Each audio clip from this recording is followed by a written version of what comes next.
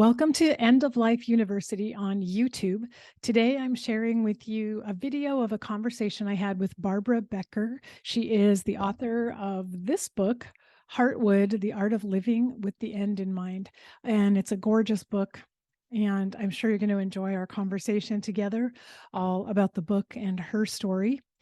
So remember to subscribe to this channel if you haven't already.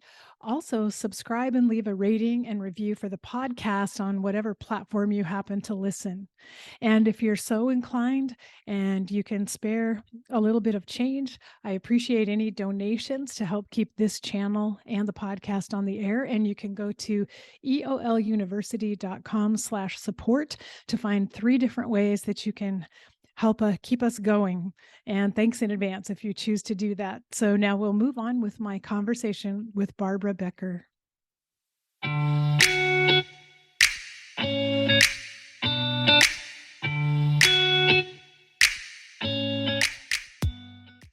Today, I'm so very happy to welcome my special guest, Barbara Becker.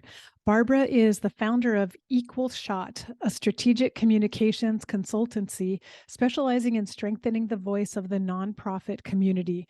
For over 25 years, she has served a broad range of institutions, including the United Nations, Human Rights First, the Ms. Foundation for Women, and the Grameen Bank of Bangladesh.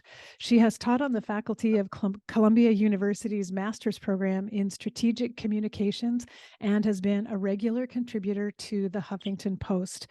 She is also an ordained interfaith minister and lives in New York City with her husband and 2 sons.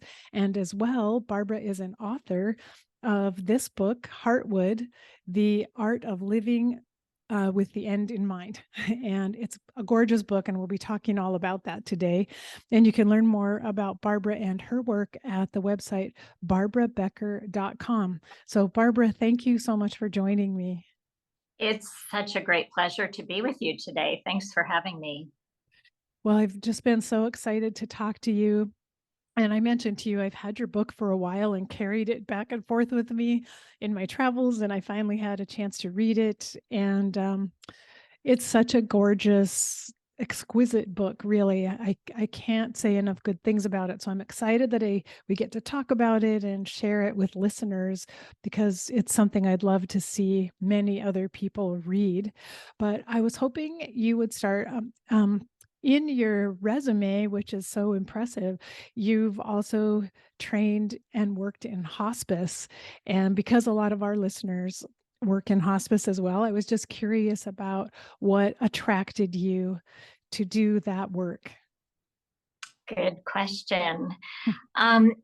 So when I was 30 years old, my earliest childhood friend, whose name was Marissa, was diagnosed with terminal breast cancer.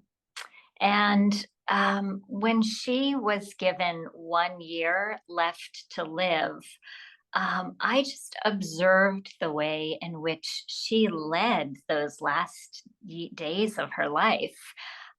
It was quite beautiful. She had gone ahead and she married her college sweetheart, in spite of the fact that she probably wouldn't have a long life. Between her chemo treatments, she went to Italy, which was her family's ancestral home, and she spent such like deep and quality time with the people in her life.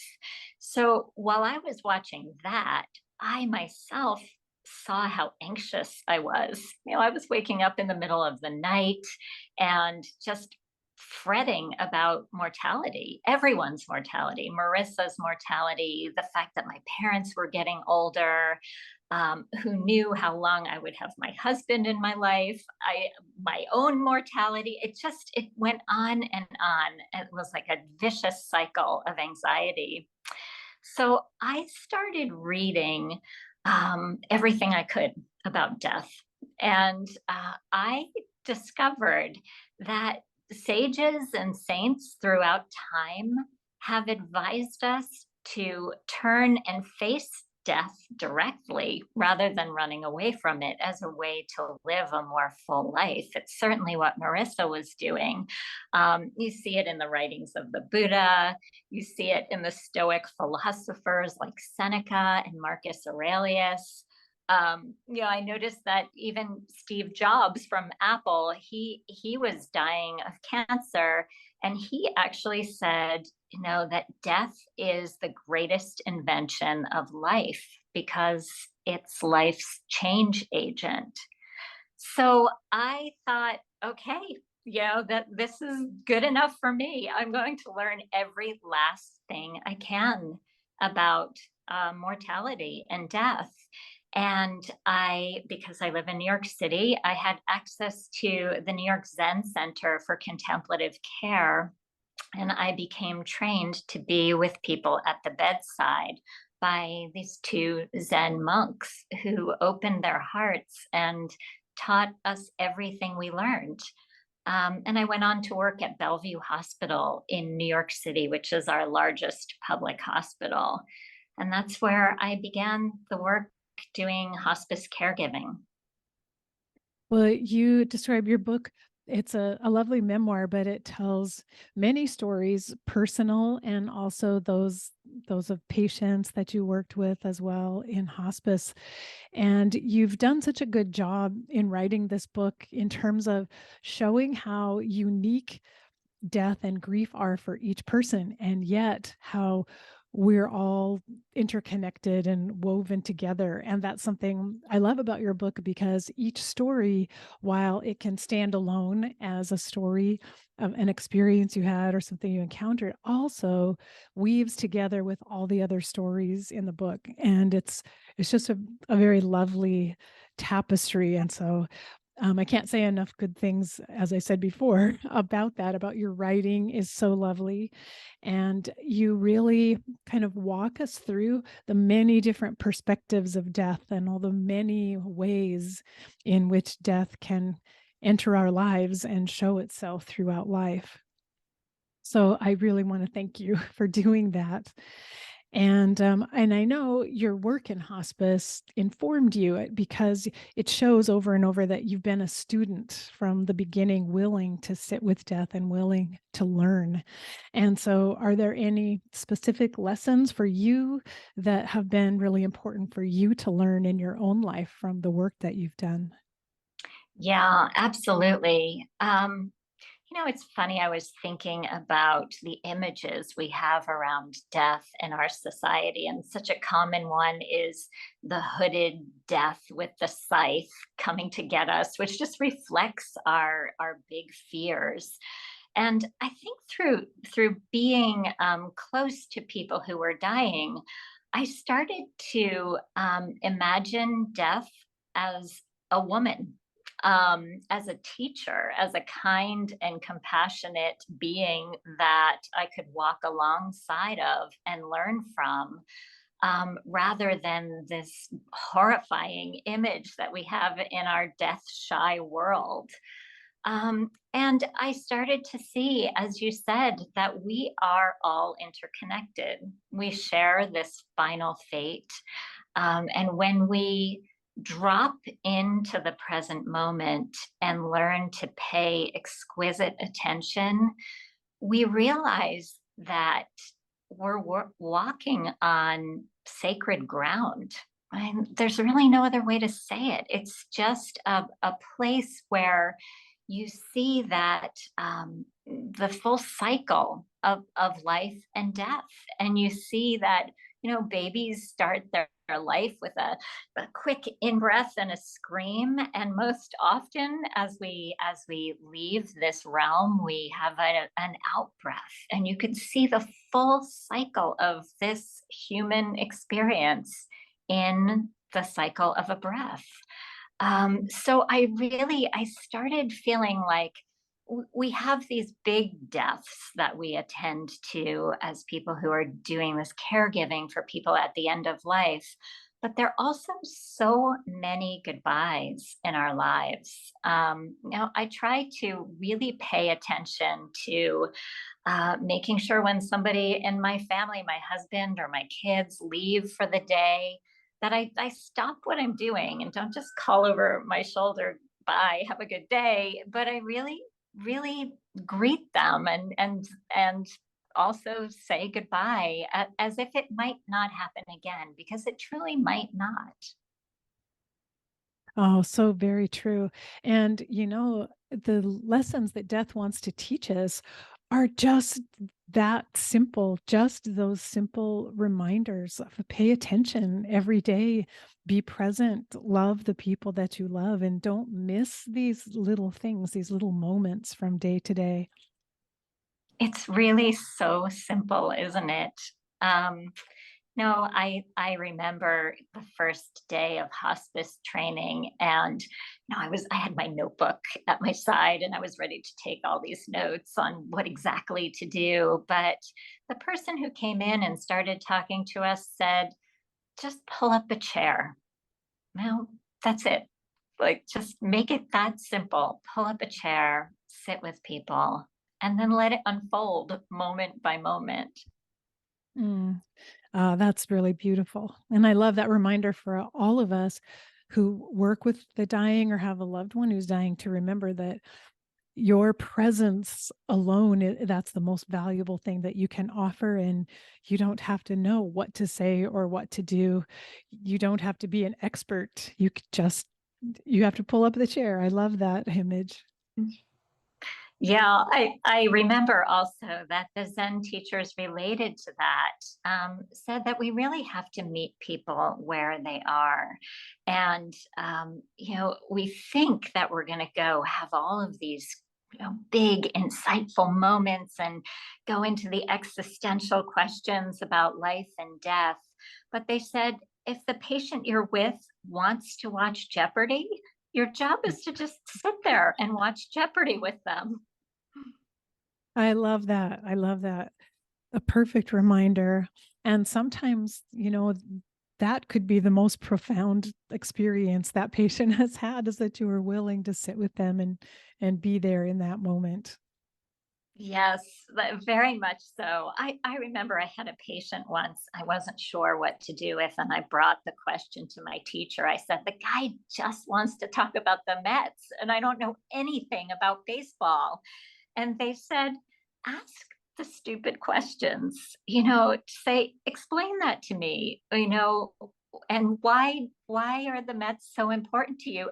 And you'll start to see that it's really not a conversation about baseball, but it could be a conversation about their memories of being with their father at the game. And that's your in, to ask these huge open-ended, sometimes stupid sounding questions. Oh, I resonate with that so much because I had a hospice patient also who was obsessed with baseball. And at our staff meetings, everyone would say, "How do we get him to stop talking about baseball so we can talk about the really important things?" And we finally realized, no, we've got to go through baseball to get to anything else. So that's where we have to begin. That's exactly it. That expression again, like meet people where they are. We say it so often, it just becomes like trite in a way, but it really is an essential key to unlock that human connection. So very true. Well, the title of your book is Heartwood, and you begin and end the book with this beautiful metaphor. And honestly, I'd never heard of heartwood before. I didn't know that it's an actual thing. Until I read this in your book, and it's such a lovely metaphor. So, would you explain that to our listeners and why you chose that for the title? Absolutely. So, no, my parents actually died within a few months of one another. And I was bereft. I was searching around for some way to make meaning. And I frequently do that by going outside and taking a walk among the trees. And I learned that inside the core of every tree is a central pillar. It's more durable than any other part of the tree, and it's called heartwood. It's the part that's most prized by woodworkers. And what was surprising to me is that heartwood is completely dead it's inert. But for the growth rings to grow around it, they need that source of enduring stability that the dead inner core provides. And I loved that so much because I think that we people are a lot like the trees. The people that we have loved and have died form our own heartwood, and we grow around it, drawing from the strength and the memories. What I love so much now is I'm starting to get messages from people who are using that metaphor in funeral talks and memorial services about their loved ones. And I'm so glad to hear it because I do think nature can be a balm in that way. It's so true. And I love the thought that, just as the living part of the tree continues to maintain and nourish the heartwood so that it will continue to be there for stability. There's this back and forth exchange. And we often say, oh, you keep the memories of your loved one alive in your heart, but to think of it actually as it's not something kind of ephemeral, it's actually solid, it's a foundation. It makes us more stable in our lives, and we nurture those memories, and those memories in turn help strengthen us and prepare us for whatever else we're going to face as life goes on. It's true. And we really are meaning making beings. We look for signs and symbols. And I think about the ebb and flow of the tides and the waxing and waning of the moon and the change of leaves throughout the seasons. Henry David Thoreau said, "The autumn leaves, they teach us how to die." And what could be more simple yet profound than that? Yes, and as we're kind of still in the midst of autumn, traveling through autumn right now, we're all experiencing that reminder that, oh, yes, that's right. It's necessary for the leaves to die. And that's just something we have to accept in this cycle. Yes, that's absolutely right. Well, I know that you wrote in your book a story of your own health crisis, and that it ended up, the book itself, it's not just something that you created for other people, but the book itself ended up being instructive and helpful to you. So, would you tell us a little bit more about that? Yes. So this is every author's nightmare. But on the very same day as the launch of Heartwood, I was undergoing surgery for breast cancer myself.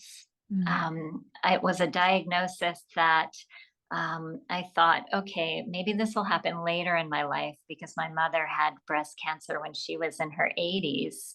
But it struck me earlier than that.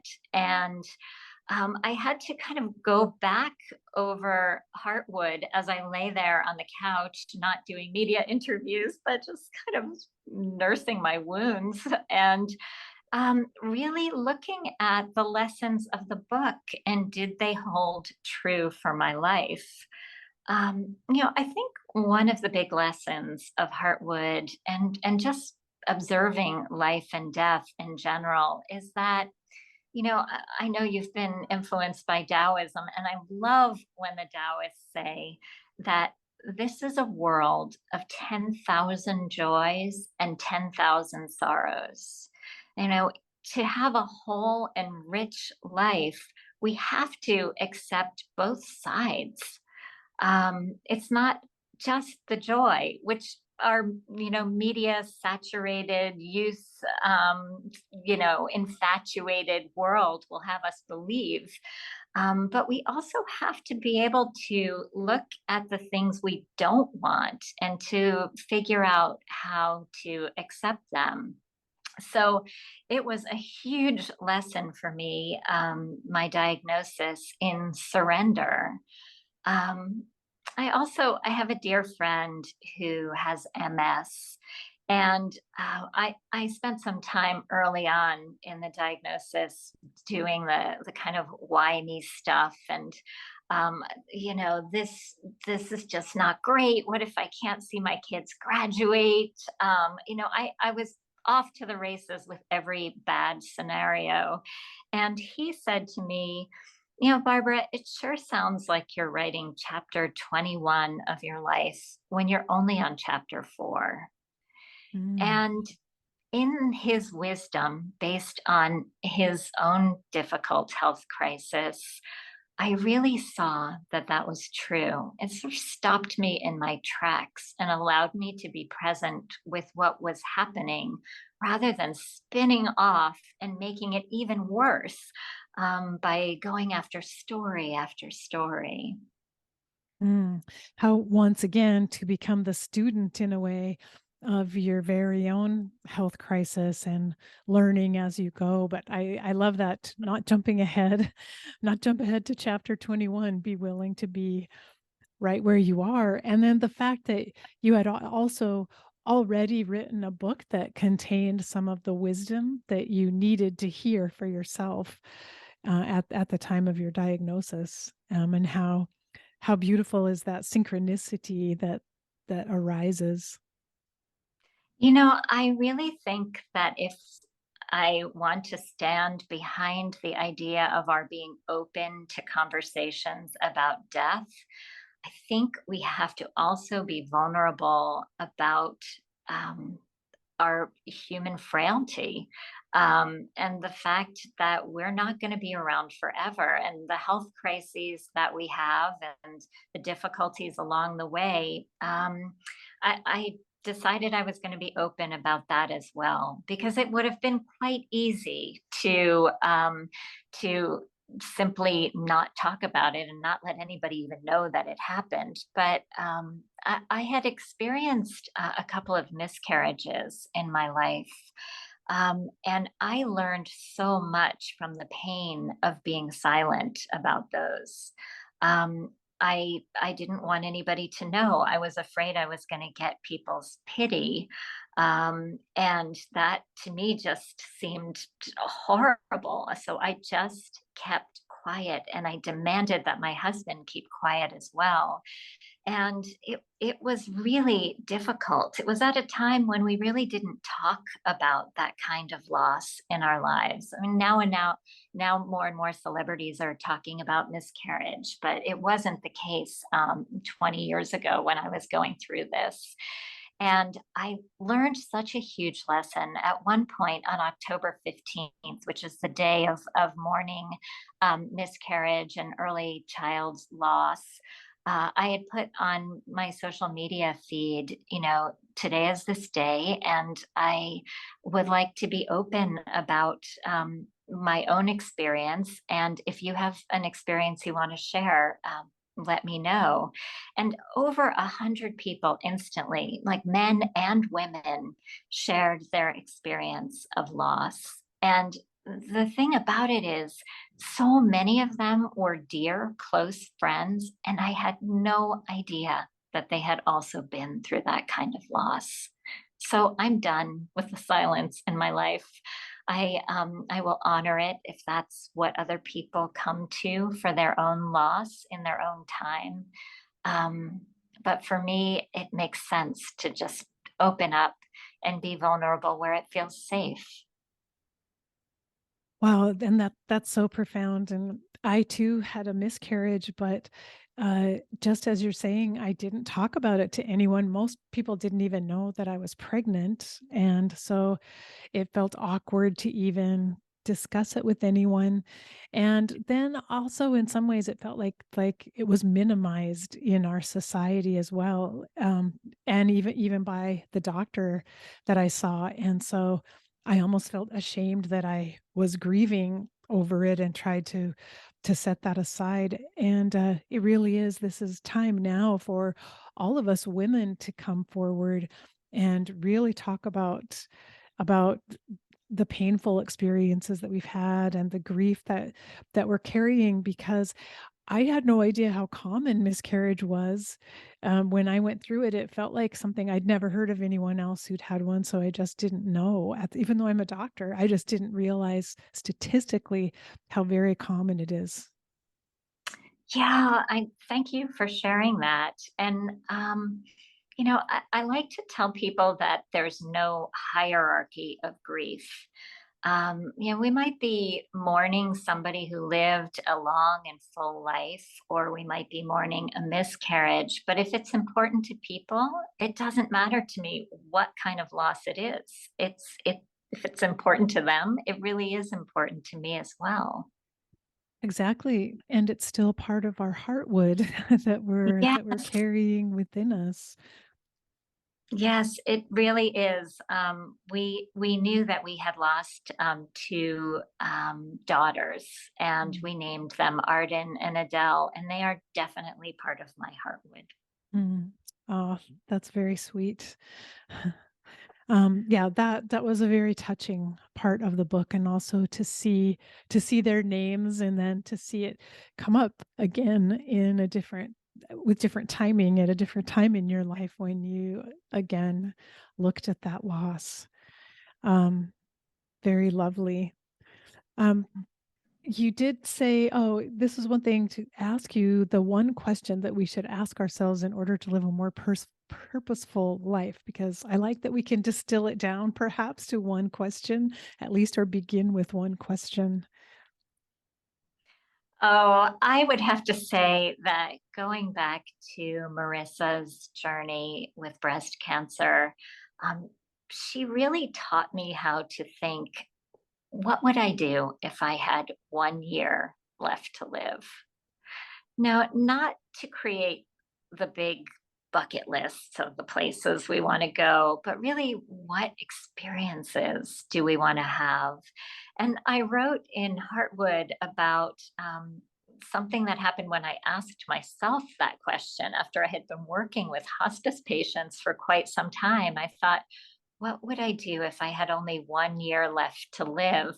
And I completely surprised myself by saying, I would like to go back to school and become ordained. Um, I had been with patients from many different religious traditions, and I was really fascinated by how people make meaning in their lives, regardless of where they're from and what they believe.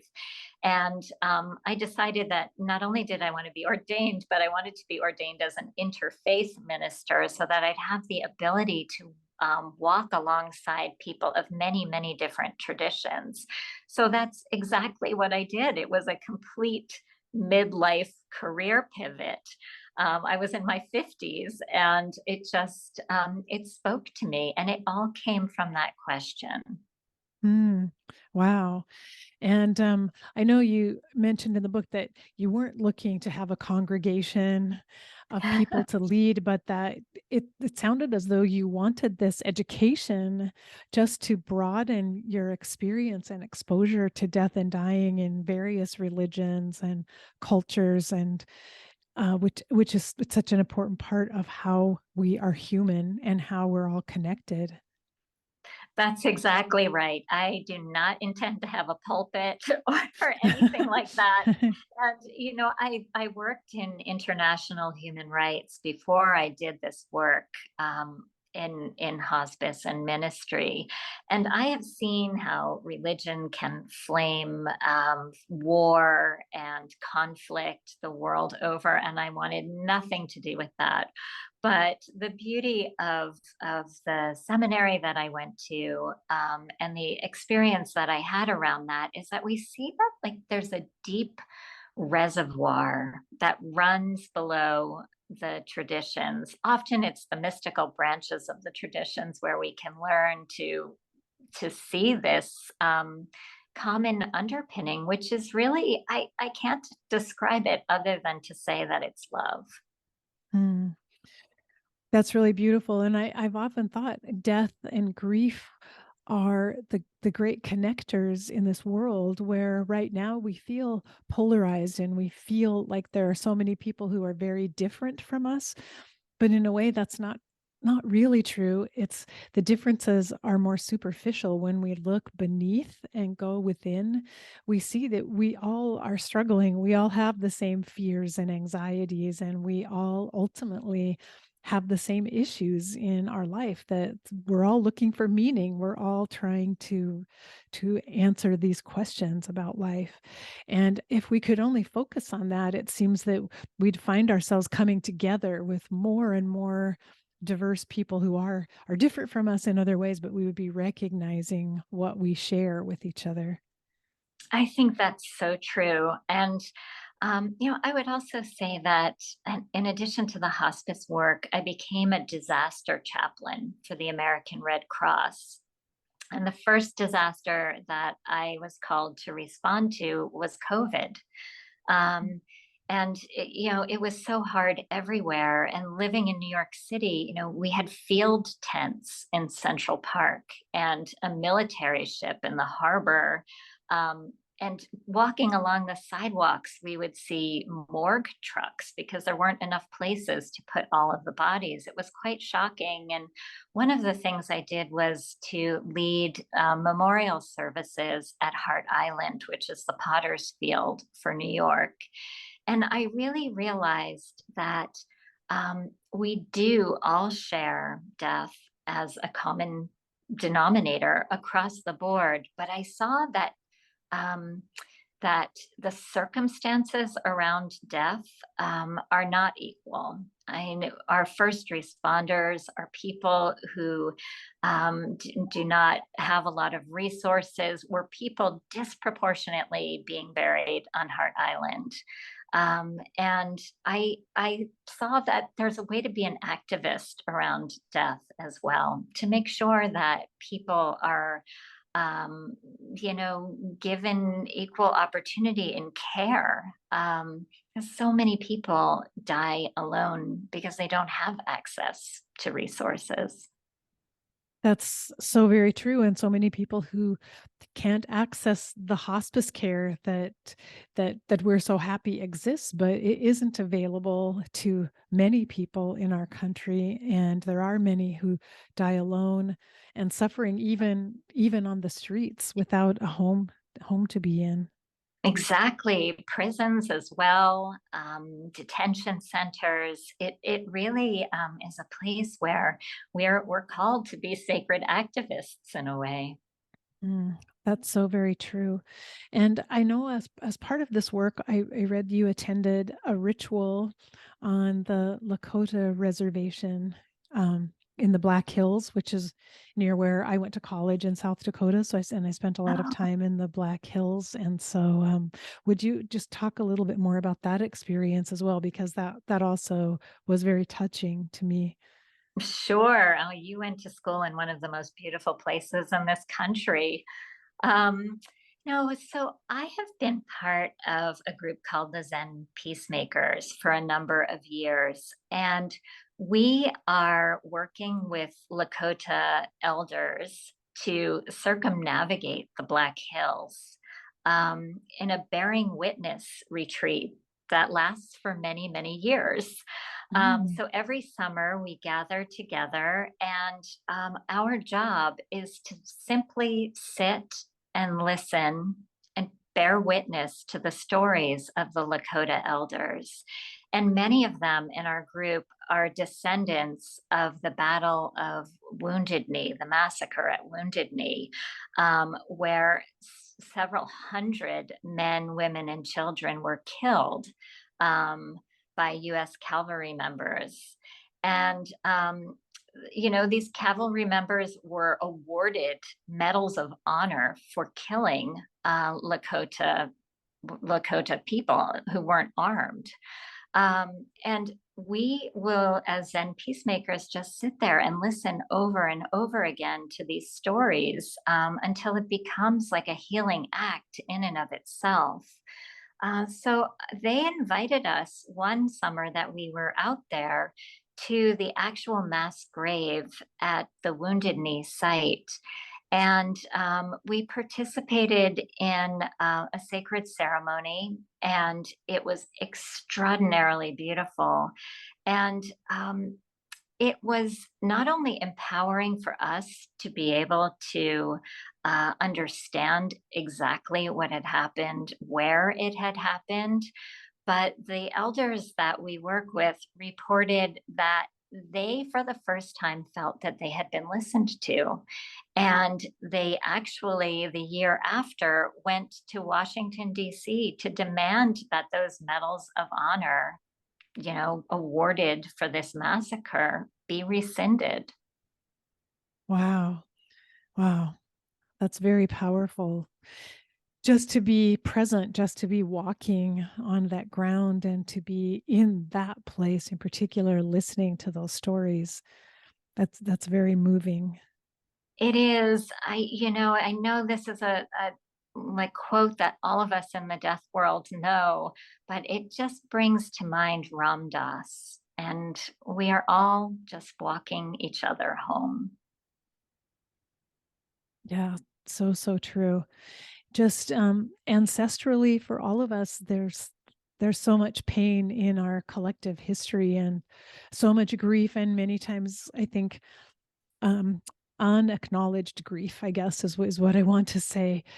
Grief that we just have not recognized it or given it validity. And so the power of just sitting and being present and listening to the stories, that's really phenomenal. But that should be something any of us could do wherever we live, because we all live in places where there has been pain and loss and suffering, and where there's untold grief. There's stories that haven't been heard before. Yes, every single day we have an opportunity to do this in our openness to others. And it is part of what we learn by working with the dying about leading a psychologically rich life, is to just dive in the here and now. Hmm. That's so very true. And didn't you have discover something about, was it where you were living, you found that a massacre had taken place in the land in. Yeah, that's true. I lived at the time on the Lower East Side of Manhattan. And in doing a little bit of digging about my neighborhood, I had learned that there was a big massacre along the waterfront where, in the early days of the Dutch colony, like nearly 100 men, women, and children, again, of one of the native groups, were murdered. So one thing I did is, and through seminary, I had met this amazing man named Generous Bear, Hmm. and he is an elder who lives on the Isle of Manhattan, which in Lenape means the island of many hills.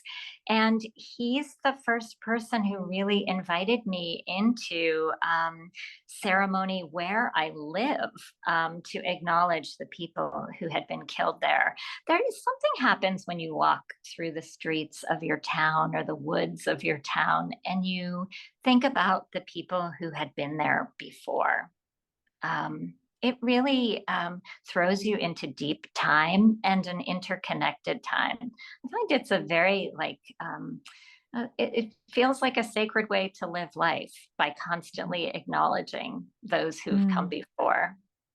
Yeah, and maybe our own Heartwood is made up of not just the memories of the loved ones that we have experienced physically during our lifetime, but also of all the others before us and all those collective memories that are stored in the unconscious of all humans. I completely agree. And I have some friends who include their animals in there as well. I mean, the pets and the horses and the dogs and the winged ones and the fish. But like, they include all of it in their Heartwood, and I think that that's beautiful as well. Are there, as an interfaith minister, are there ways that you could suggest for those of us who want to get more familiar with other faiths and other belief systems and how they look at death? Do you have thoughts about how others of us can expose ourselves with that without having to go to seminary? Are there other things we can do Sure. to get more familiar? I love that you asked this question. I feel like New York is a unique place in some ways because we have so many opportunities to interact with people from other religious and spiritual traditions. But the truth is, there's at least one other in almost every single community across the United States. Um, and people are so open to sharing their houses of worship and their beliefs. So, say you are from a Christian background, like calling the synagogue and asking if you could come in and see it, and talking to the person who brings you in through the doors is a really incredible thing to do. Mosques are often open as long as you make a call and make an appointment, and just the richness of being invited to services as well, and meeting everybody around you is I would highly recommend it. It's a great way to experience this sort of plurality of America. Mm. And I remember during my hospice days attending funerals or visitations for many of our patients, and that was one exposure I had to other faiths and their traditions, and it was a very deepening experience for me at that time. And it's kind of a natural time to reach out when it's a patient that you've cared for and you've gotten to know the family, and to ask if you could attend the services or be part of it in some way. Yes, I write in the book about one patient named Tracy who I encountered. I was actually with her when she drew her last breath.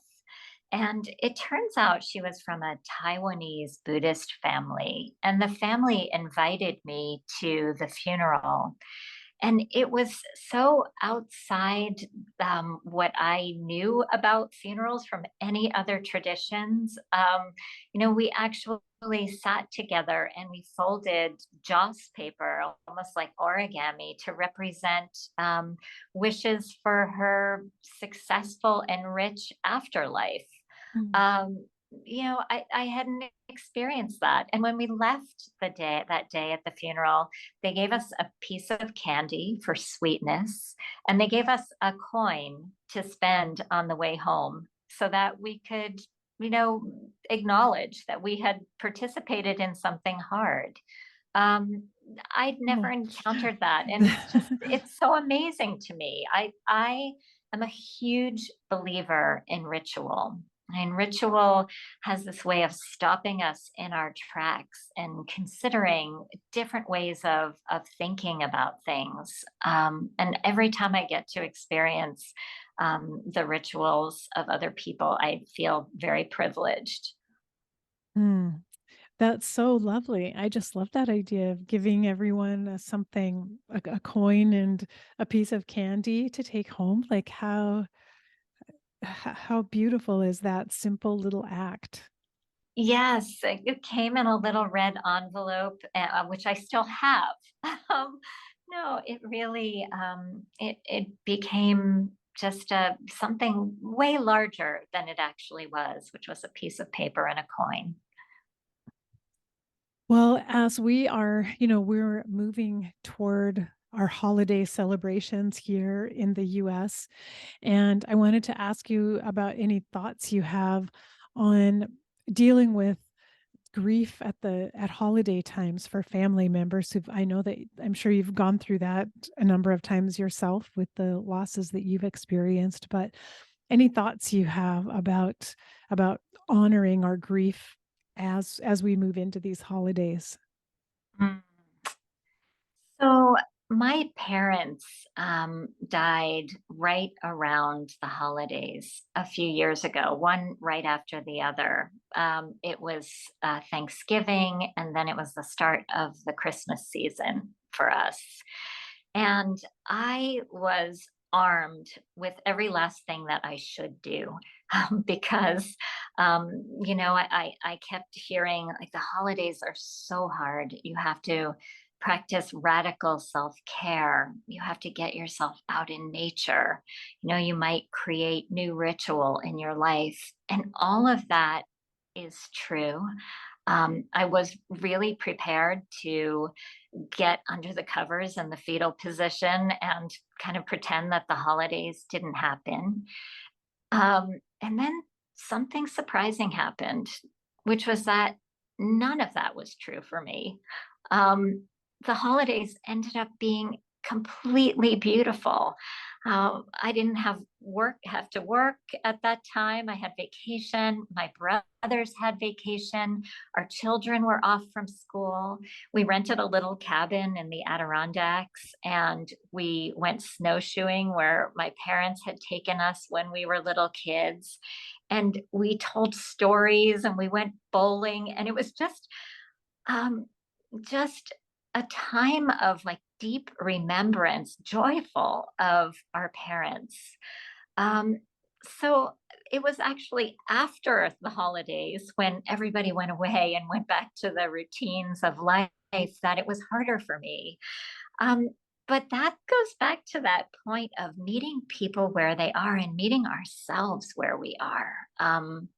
It could be the hardest time, and that we have to honor, and it could also not be. So just with the biggest tenderness and kindness to ourselves and allowing whatever emotion we have to take as long as it needs to take. It seemed like that was the most honest way of approaching the season for me. Mm.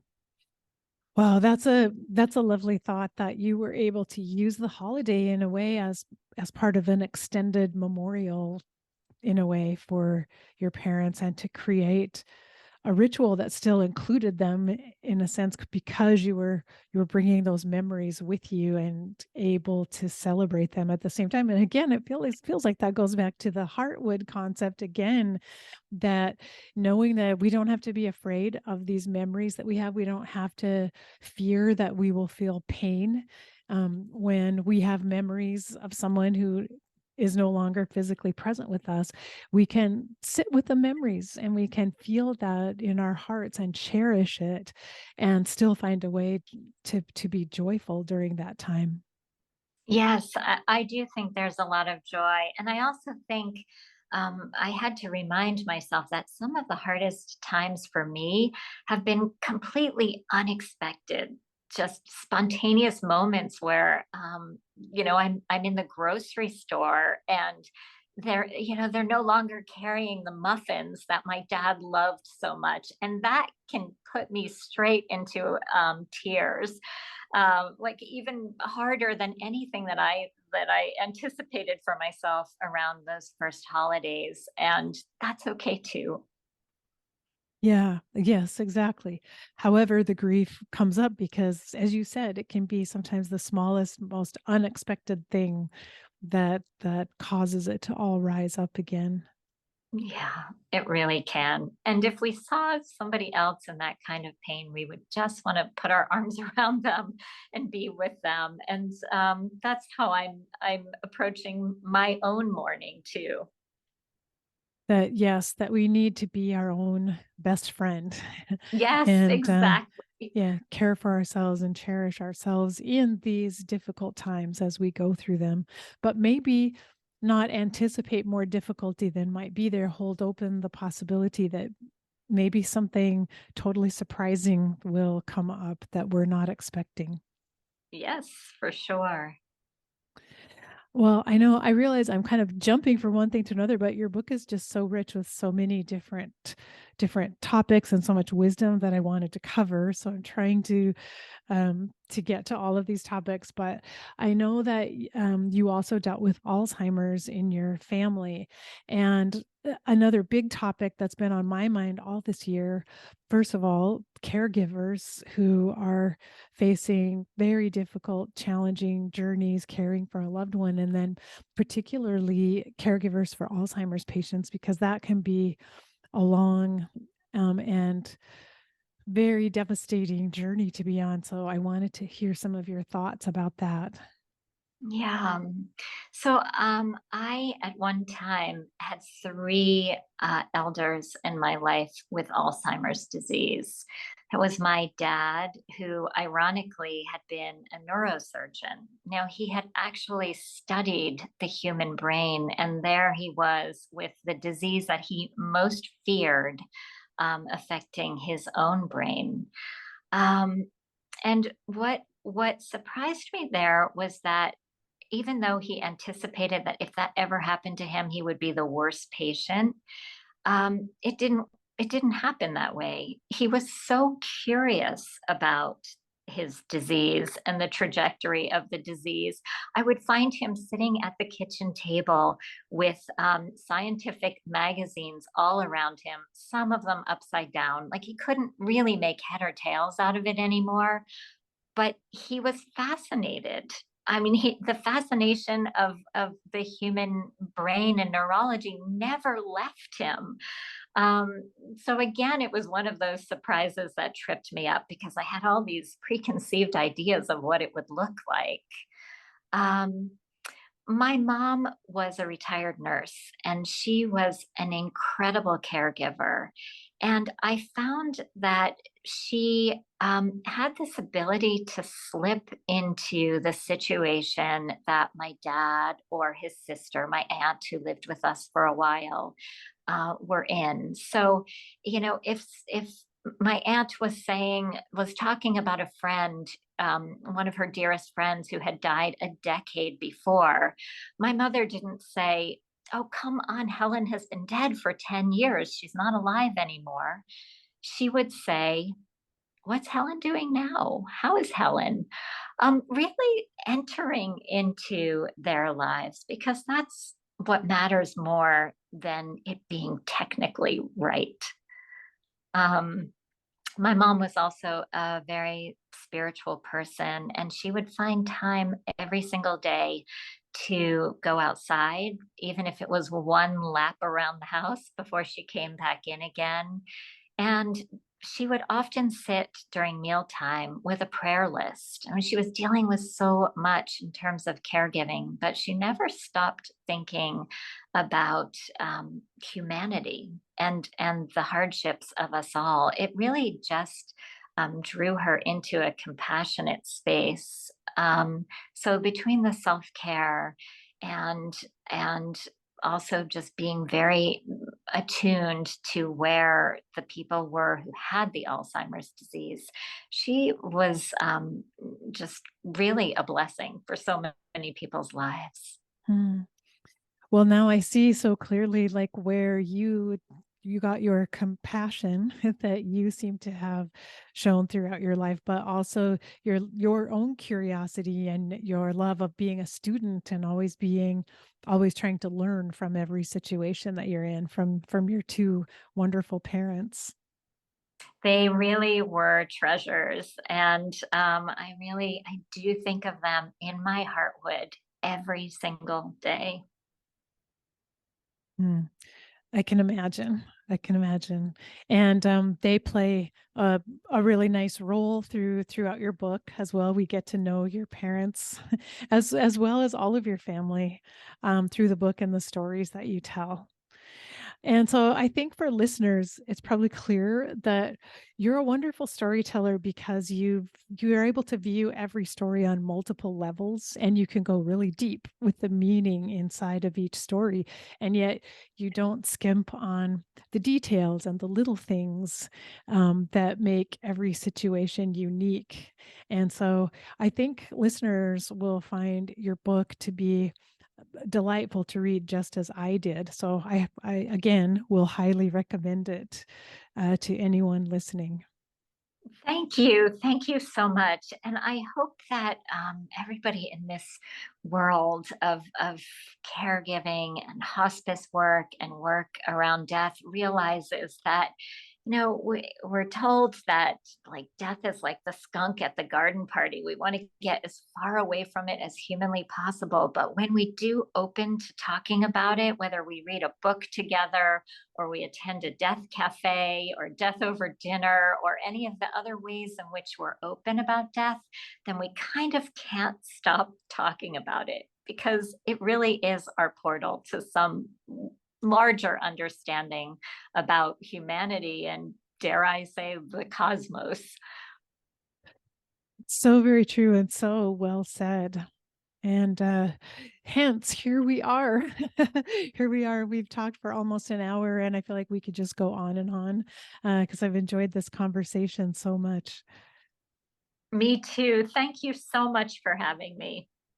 Oh, it's been my pleasure. And I did want to ask, the book is available now, and where can listeners get a hold of Heartwood?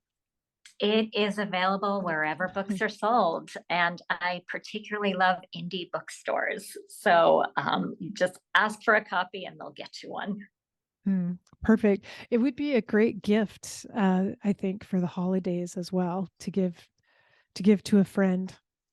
I'm so delighted. I just learned that an oncology social worker at our big cancer center in New York City just gave it as a gift to all of her staff. Oh, that's wonderful. And it is something, it's something that like a hospice staff, or as you said, an oncology staff could read, because it's very inspiring. And for those of us doing the work, we always need things that touch our hearts as well, to keep us going and to remind us about the beauty of the work that we do. And Heartwood is perfect for that. Thank you. Thank you. Oh, you're so welcome. And I wish you well, Barbara. Thank you. You too. May our paths cross again soon. Yes, definitely. I hope you enjoyed my conversation with Barbara Becker. I absolutely love the concept of Heartwood and how she's woven it throughout her book. It's so beautiful, and I highly recommend that you take a look at this book and have it as something on your shelf that you may want to read some of these stories over and over again. So until we're together the next time on the next video, take care, and I'll see you. Bye-bye.